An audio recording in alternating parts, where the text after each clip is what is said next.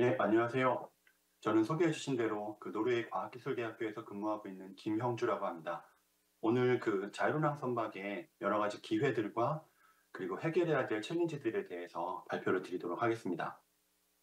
일단 발표에 앞서서 간단하게 저희 학교를 소개를 드리면요. 보시는 것처럼 노르웨이의 트론헤임 지역에 메인 캠퍼스가 있고요. 그리고 교빅이랑 올레순드에도 작은 캠퍼스가 있는 학교입니다. 학생 수는 총 43,000명 정도 되고 직원 수는 8,000명 정도 돼서 이제 노르웨이에서 제일 큰 대학교가 되겠고요. 저희 학교에 총 55개의 학과가 있고요. 그중에 제가 있는 학과는 여기 엔지니어링 패컬티에서 보시는 것처럼 기계산업공학과 메카니컬 앤 인더스트리얼 엔지니어링 학과에서 근무를 하고 있습니다. 그리고 저희 학과에 총 7개의 리서치 연구 그룹들이 있는데요. 제가 속한 곳은 보시는 것처럼 Reliability, Availability, Maintenance and Safety라고 해서 줄여서 램즈라고 부르고요. 화면에 보이시는 것처럼 해양 플랫폼, 그리고 해상 풍력, 수소나 암모니아 같은 대체 연료들, 선박 비행 자동차 같은 운송 수단 등 다양한 분야의 안전, 위험 관련된 연구를 수행하고 있는 그룹입니다. 그중에서 저는 특히 최근에 이제 새로 개발되고 있는 선박의 기술들, 자율운항 선박이나 친환경 선박 관련된 위험도 분석을 주로 연구를 하고 있습니다. 이제 오늘 소개드릴 내용인데요. 일단 첫 번째로는 자율운항 선박을 왜 우리가 이렇게 개발하고 관심이 많은지에 대해서 간단하게 논의를 한번 드리고, 그다음에 자율운항 선박에서 어떤 기회가 있을지, 그다음에 해결해야 될 문제점들은 뭔지, 그리고 마지막으로 결론을 드리도록 하겠습니다. 일단 먼저 자율운항 선박을 왜 우리가 하는지, 왜 이렇게 관심이 많은지 말씀을 드리면, 일단 더 이상 자율운항 선박이 아시는 것처럼 먼 미래의 이야기는 아니고요. 잘 아시는 2012년도에 최초로 진행된 문린이라는 프로젝트 때까지만 해도 좀 아직까지는 현실이 아닌 먼 미래의 이야기라고 생각을 했는데, 2018년도에 이미 자율운항이랑 원격 조정을 성공적으로 시연을 한 사례가 있고요. 그리고 앞에서 축사에서 말씀해 주신 노르웨이 같은 경우에는 야라 비르켈란드랑 아스코 선박들이 2022년부터 운항을 하고 있습니다. 그리고 한국에서는 잘 아시는 것처럼 카스 프로젝트를 필두로 해서 여러 조선소들이 각자 이제 개별적인 또 여러 연구랑 시연들을 진행을 하고 있고요. 일본도 마찬가지로 메구리 프로젝트 같은 다양한 자율운항 선박 프로젝트들이 진행이 되고 있어요. 그리고 최근에는 이런 연구나 시연 단계뿐만 아니라 실제로 상업적인 용도로도 자율운항 선박들이 이제 서비스를 시작을 했습니다. 보시는 이제 스웨덴 스톡홀름에 이 보시는 요 사이를 운항하는 짐이라는 조그만 오토노머스 페리가 지금 상업 운항을 시작하고 있고요. 이제 물론 아쉽게도 아직까지는 안전상의 이유로 선원이 탄채로 운항을 하고 있습니다. 하지만 조만간 완전 무인으로 운항을 할 예정이라고 하고요. 그리고 오션 인피니티라는 회사에서는 이 해양 플랫폼을 유지 보수하는 오프쇼어 서플라이 베슬들을 원격으로 운항하기 위해서 이제 이번 달 초에 9월 초에 세계 최초로 DMV에서 이 원격 조정 선박에 대한 승인을 받았다고 합니다. 그래서 이렇게 다양하게 자율운항 선박 프로젝트들, 연구들 또는 서비스들이 진행이 되고 있는데, 왜 이렇게 자율운항 선박을 하고 자율운항 선박을 하는 이유가 뭔지, 드라이버들이 뭔지 생각을 한번 해보면, 제가 좋아하는 애니메이션에 비슷한 사례가 있어서 잠깐 소개를 드리면요. 이 명탐정 코난이라는 애니메이션인데 여기에 브라운 박사님이 나오십니다. 이 박사님이 하루는 새로운 드론을 개발하셨어요. 고도 1만 미터를 30분 동안 비행할 수 있다고 하니까 코난이 그런 고도에서 어떻게 조정을 해요? 라고 물어보니까 옆에 있는 하이바라가 위성통신을 이용하는 거야 라고 이야기를 하죠.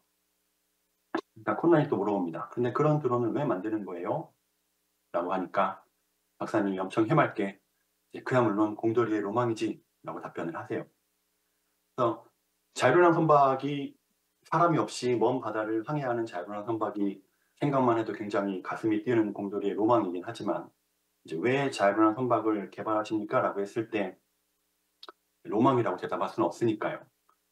이제 많은 분들이 인제 비용 이야기를 하십니다. 인건비를 줄이고 이익을 높이기 위해서. 근데 자율운항 선박 같은 경우는 이게 꼭 사실이 아닐 수도 있어요. 예를 들면 자율운항 선박의 경제성에 대해서 분석한 논문이 있는데요. 이 논문은 이제 파나마스 사이즈의 벌크 캐리어로 분석을 해 봤고, 이 선박을 사람이 운영할 때랑 자율운항할 때 경제성이 어떻게 달라지는지 여러 가지 요인들을 먼저 파악을 했습니다. 예를 들면 당연히 선원들에 대한 인건비는 줄어들게 되고요. 또 배 위에 선원이 필요 없으니까 선원들이 거주하는 데크하우스도 필요 없게 되고, 이 데크하우스가 사라지게 되면은 공기 저항이 줄어들게 돼 가지고 또 연료 효율이 높아지고, 여러 가지 요인들을 다 감안을 해서 분석을 해 봤는데요. 보시는 것처럼 레퍼런스 케이스는 사람이 운항하는 케이스입니다. 선박의 수명 주기를 30 년이라고 봤을 때 이제 총 비용이 보시는 것처럼 한 129 밀리언 달러 정도 되는 걸로 파악이 됐고요. 시나리오 A는 단순하게 여기에서 선원들의 인건비를 빼고 이제 자율운항을 위한 추가적인 시스템 비용들 요런 거를 감안했을 때 실질적으로 30년 동안 받는 이익이 1 밀리언 달러 정도밖에 되지 않는 걸 확인할 수 있고요. 시나리오 B 같은 경우는 이제 앞에 말씀드린 연료 효율이 높아지는 경우 요런 케이스를 다 종합해서 제일 이제 베스트한 케이스로 계산을 해도 30년 동안 5 밀리언 달러 정도밖에 이익이 없는 걸로 일단 분석이 되고 있습니다. 그리고 시나리오 C 같은 경우에는 이제 가장 현실적인 시나리오인데요. 시나리오 A, B 모두 다 그 헤비 퓨얼 오일을 쓰는 경우를 산정하고 있는데, 잘 아시는 것처럼 헤비 퓨얼 오일은 가격은 되게 저렴한 대신에 연료의 질이 많이 떨어져서 선상에서 정화를 해서 현상에서 퓨리파이 해서 사용해야 되거든요. 근데 이 퓨리파이 하는 과정에서 이제 뭐 필터가 막히기도 하고 여러 가지 문제가 많이 생겨서 사람 손이 되게 많이 가는 시스템입니다. 이런 시스템을 몇 주 동안 또는 몇 달 동안 무인으로 운항하는 것은 불가능하니까 현실적인 대안으로 좀 더 고순도의 연료, 하이그레이드 퓨얼을 사용하는 경우가 시나리오 C인데요. 이 경우는 보시는 것처럼 연료비가 높아지니까 오히려 경제적으로는 사람이 운항하는 선박보다 더 안 좋게 나오는 것을 볼 수 있습니다. 이렇게 나오는 이유가 또 다른 연구를 보면 이건 조금 더 큰 컨테이너선의 경우인데요.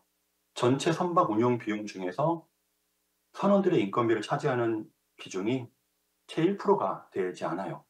그래서 인건비를 줄이기 위해서 자율운항을 도입하는 거는 대형 선박에서는 크게 효과가 없을 걸로 생각이 되고요. 그래서 이제 여러 논문들이나 발표들을 찾아보면 자율운항 선박을 하는 이유, 드라이버들로 제일 먼저 이제 이 비용적인 측면을 이야기를 하죠. 말씀드린 대로 비용은 경우에 따라서는 크게 메리트가 없을 수도 있고요. 또 다른 경우는 이제 더 안전성을 높일 수 있다라고 이야기하시는 경우도 있는데, 안전성의 경우도 일부는 맞는 이야기인 게, 물론 이제 선상에서 그러니까 해상에서 일어나는 거의 모든 해양 사고의 거의 80-90%가 휴먼 에러로 발생을 한다고는 합니다. 하지만 사고가 나지 않은 이제 사고를 거의 예방한 사례들, 이제 니어 미스 사례들을 보면 이때도 마찬가지로 사람들이 굉장히 큰 역할을 해서 사고를 예방을 하거든요. 만약에 정말로 안전을 위해서 자율운항을 도입을 한다고 하면 배 위에 선원들은 그대로 다 두고, 그리고 자율운항 기술을 이제 보조적으로 도입을 해서 운항을 하는 게 안전적으로는 제일 유리한 방안이 되겠죠.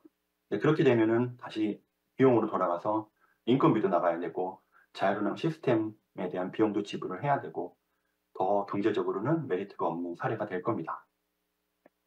그리고 또 이제 다른 사례들을 보면은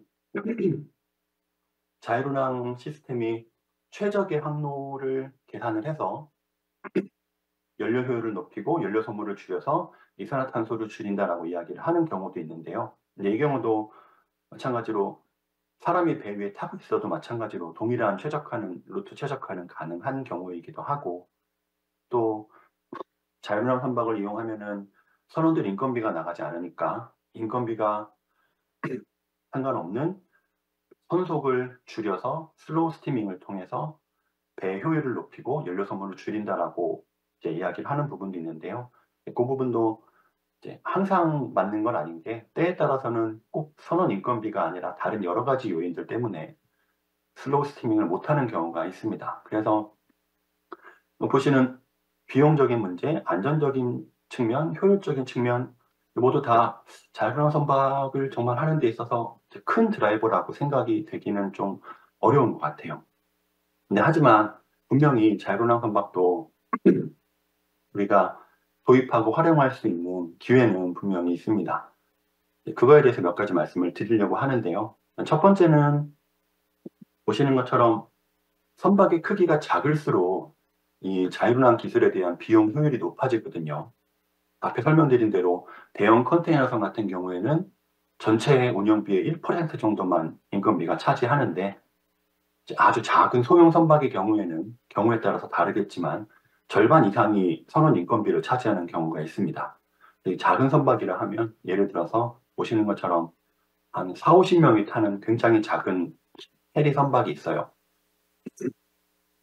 이제 노르웨이에 이런 선박들이 되게 많이 다니는데 지도에 보시는 것처럼 한 총 둘레가 한 2km 정도부터 되는 네 정류장을 왔다 갔다 하는 이런 버스 같은 배가 있거든요. 그래서 보면 사람들이 버스를 타고 와서 이 배를 갈아타고 여기서 다시 버스로 환승하고 한국에서 지하철 환승하듯이 사용하는 이런 선박들 같은 경우는 전체 운영비에서 인건비가 차지하는 비중이 굉장히 크기 때문에 이런 데에는 자율운항 기술이 빨리 도입될 수 있을 것으로 생각을 하고 있습니다. 그러다 보니까 보시는 것처럼 노르웨이 전역에서 이런 소형 페리들에 대한 자율운항 선박을 개발하기 위한 프로젝트들이 많이 진행이 되고 있어요. 이게 첫 번째로 자율운항 선박이 가질 수 있는 기회가 될 것 같고요. 두 번째로는 꼭 비용적인 메리트가 없어도 지금 해운업계에서 겪고 있는 문제 중에 하나가 선원들이 부족한 문제가 있거든요. 보시는 것처럼 인터내셔널 챔버 오브 시핑에서 발행한 레포트를 보시면 2026년까지, 그러니까 내후년까지 대략 한 26,000명의 선원들이 부족할 걸로 예상을 하고 있습니다. 특히 이제 이런 상황이 예전부터 이야기는 되어 왔었는데 코로나를 지나면서 훨씬 더 문제가 심각해진 상황이고요. 그래서 육상 제어센터에서 근무하는 선원들을 모집을 하면 훨씬 더 좋은 환경에서 일하는 선원들을 쉽게 모집할 수 있는 이제 이런 장점이 있기 때문에 또 이런 측면에서는 자율운항 선박에 큰 기회가 될 거라고 생각을 하고요. 마지막으로는 이런 화물선이나 여객선뿐만 아니라 좀 특수한 목적의 선박들 또는 특수한 목적의 로봇이나 드론들도 사용될 수 있을 것 같습니다. 예를 들면 보시는 것처럼 해양 탐사선이나 아니면 해양 플랫폼이나 해상 풍력을 이런 인스펙션하는 인스펙션 베슬들 다 무인으로 운영을 할 수도 있고요. 좀 더 가깝게는 이렇게 가까운 인근 해에 이 쓰레기를 치우는 이런 정화 로봇들을 물에 띄워서 해상 정화 활동을 하는 이런 식으로도 사용이 될 수 있고 다양한 비즈니스 모델들이 개발이 되고 있어서 이런 쪽으로는 많은 기회가 있을 거로 생각이 됩니다. 그리고 기회 관련해서 마지막으로 소개드릴 거는 최근에 저희 동료 교수님이 수행한 재밌는 서베이가 있었는데요. 보시는 것처럼 여러 가지 쇼핑 분야 중에서 어떤 분야에 자율운항이 제일 빨리 도입될 것 같은지 이제 학계랑 산업계에 있는 전문가들한테 설문조사를 한 결과입니다.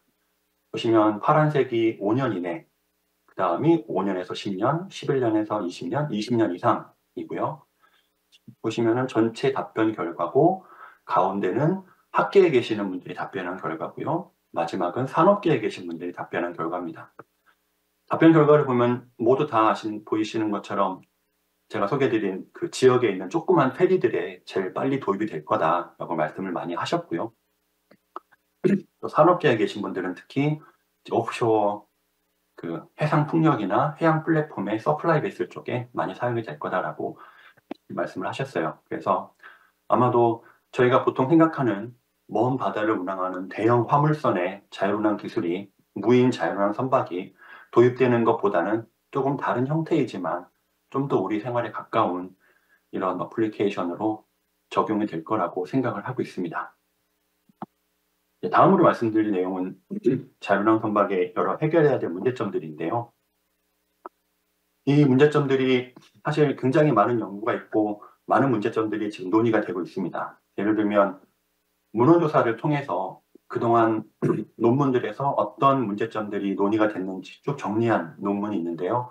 이 논문에서 정제된 내용을 보시면은 일단 휴먼 팩터 관련해서 다양한 챌린지들이, 배리어들이 있고요.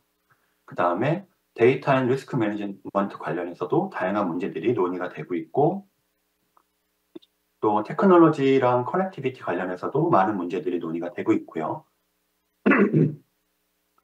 마지막으로 오퍼레이션과 폴리시 관련해서도 굉장히 많은 문제들이 논의가 되고 있습니다. 그래서 이제 이런 여러 가지 문제점들을 다 소개를 드릴 수는 없으니까 제가 주로 연구하고 있는 이제 위험성, 신뢰성 관련해서 이제 문제들을 몇 가지만 소개를 드릴게요. 일단 첫 번째로는 제 개인적으로 제일 중요한 문제라고 생각하는 것 중에 하나인데, 이 선박 시스템의 신뢰성이랑 유지보수 관련된 문제입니다. 예를 들면 선박에 추진 시스템이 있으면 추진 시스템의 메인 엔진을 보조하기 위한 굉장히 다양한 시스템들이 필요하죠. 연료도 공급해야 되고 윤활도 해야 되고 쿨링도 해야 되고 복잡한 시스템들이 많이 들어가는데, 딱 봐도 굉장히 손이 많이 타게 생긴 시스템입니다. 이런 시스템을 배 사람이 없이 몇 주일씩 또는 길게는 한 달 넘게 운영하는 게 사실상 현실적으로 불가능하거든요. 고장이 났을 때 고칠 수 있는 사람이 없으니까. 그래서 이제 대안으로 논의되는 것 중에 하나가 선박의 이중화를 통해서, 시스템의 이중화를 통해서 모든 시스템을 다 이중화해서 한 시스템의 고장이 나도 다른 시스템으로 배가 한국까지 돌아오고, 배가 한국에 돌아오면은 수리를 하는 이런 솔루션이 하나 있는데요. 이론적으로는 가능한 솔루션인데 이제 경제적으로는 굉장히 현실적이지 않죠. 왜냐면은 모든 시스템을 두 개를 다 가지면은 선박의 비용도 높아지는 것뿐만 아니라 유지보수하는 비용도 그만큼 높아지기 때문에 경제적으로는 크게 메리트가 있는 솔루션이 아니고요. 또 그 다음으로 논의되는 것 중에는 상태 모니터링, 컨디션 모니터링을 통해서 고장을 미리 예방하자라는 또 방안이 있는데요. 보이시는 것처럼 대형 엔진이나 커다란 장비에는 상태 모니터링을 적용할 수 있는데, 보시는 이 여러 짜잘한 장비들에까지 전부 다 상태 모니터링을 적용해서 데이터 분석을 하는 것은 마찬가지로 또 경제적으로 크게 메리트가 없는 상황입니다.